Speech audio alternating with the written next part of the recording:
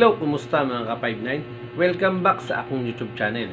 Sa video ito ay magbibigay tayo ng reaksyon at opinion doon sa viral video na nangyari sa ating isang ka-59 at doon sa babae na nagtitinda ng sampagita sa isang tapat ng mall.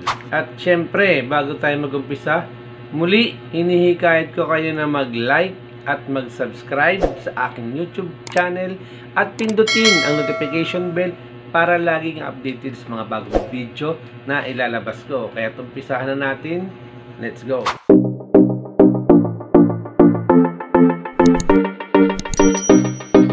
At ayun nga mga kapaynan, syempre, bilang isang security guard at ako, isa rin akong SM train guard, syempre, dapat alam natin kung ano yung bigat ng responsibilidad natin at pressure dun sa pagpapatupad natin ng mga policy ni client.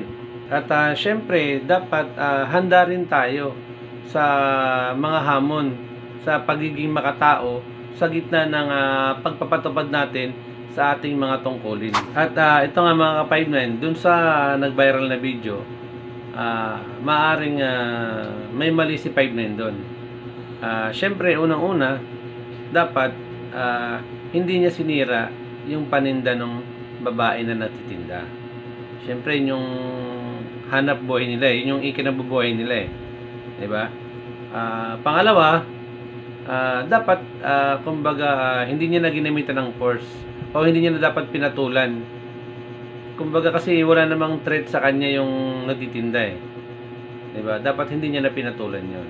At yung pangatlo, dapat mas hinabaan pa ni 59 yung pasensya niya at yung pangunawa niya para hindi na lumala yung sitwasyon.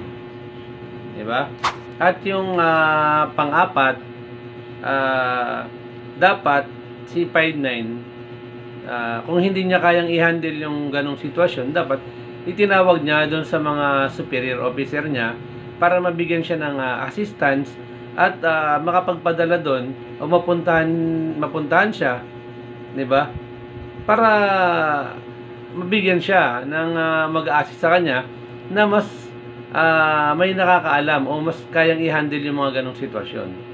Yan yung mga nabanggit ko mga ka-59. Yun lang naman yung sa akin lang, sa sarili kong opinion yun. Yun lang yung mga napansin ko. 'Di ba?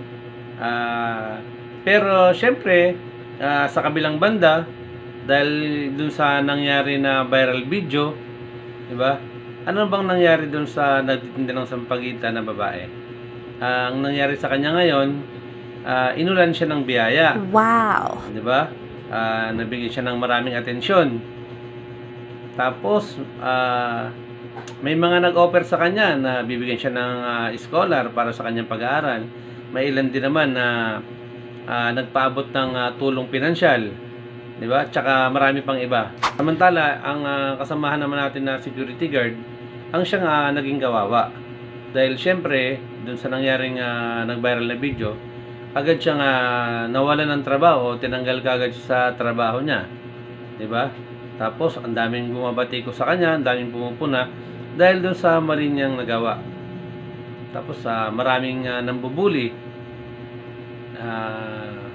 Kumbaga, yun kumbaga malaking ang naging epekto sa kanya. Hindi lang sa kanya, pati doon sa buong pamilya niya. Syempre nawalan siya ng trabaho eh.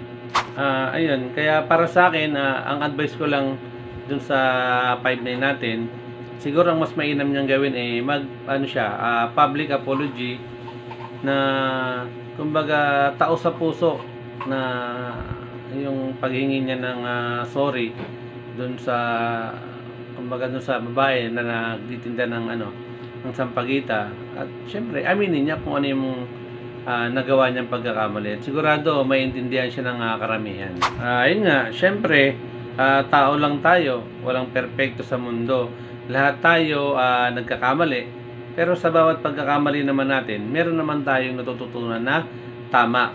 At yun ang maganda ron. Yung, kumbaga, na natutunan natin doon sa pagkakamali natin. At ayun nga mga ka-59, syempre, paalala lang sa ating lahat na sana wag tayo magpasakop sa emosyon habang tayo ay gumaganap sa ating mga tungkulin.